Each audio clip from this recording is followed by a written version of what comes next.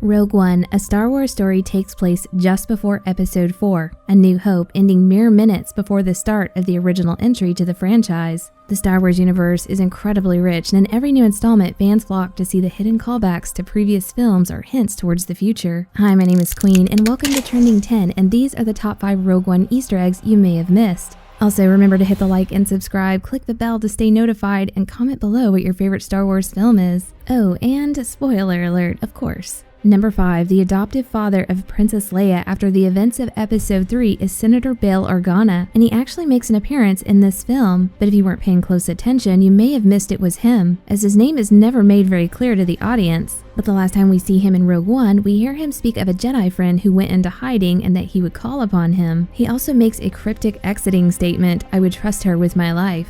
Most Star Wars fans know exactly what he's talking about, but to those not as well versed in the Star Wars lore may not. The Jedi friend is Obi-Wan Kenobi, and the one he would trust with his life is Princess Leia. This directly leads into the beginning of A New Hope, where Leia sends out her famous distress signal to Obi-Wan, calling him out of hiding. Help me, Obi-Wan Kenobi. You're my only hope.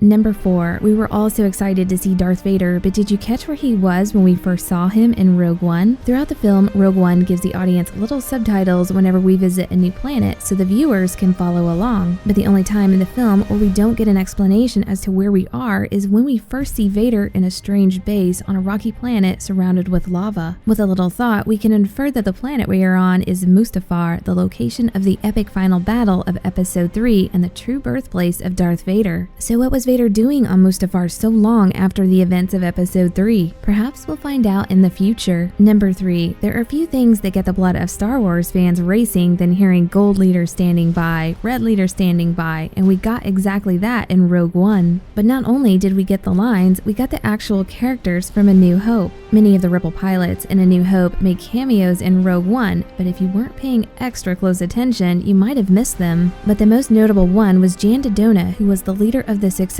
attack of the Death Star in A New Hope. Did you catch him in Rogue One? Number 2. Everyone remember the iconic scene in A New Hope on Mos Eisley with Ponda Baba and Colonel Evazan? Did you see that these two thugs made an appearance in Rogue One? Well, you probably saw them, but you weren't looking closely. You may have missed that it was actually them. When Jyn and Cassian are walking through an outpost on Jedha, they bump into two figures who were very unhappy about being brushed up against. That sounds very familiar. And finally, to number 1. There are two characters who have appeared in every single Star Wars film, and they managed to keep that streak alive in Rogue One. R2-D2 and C-3PO have been in every installment of the franchise, and they make a very brief appearance in Rogue One. If you looked away for even a minute, you may have even missed them. As we see the Rebel ships taking off and heading out to the final battle, we get a quick glimpse of the two droids at the Rebel base, and C-3PO makes a little remark about how he never knows what's going on, which is something he would do in the original films quite often. I hope you guys enjoyed this, and thank you for tuning into Trending 10. Remember to hit the like button, subscribe for more daily lists, and hit the bell to stay notified.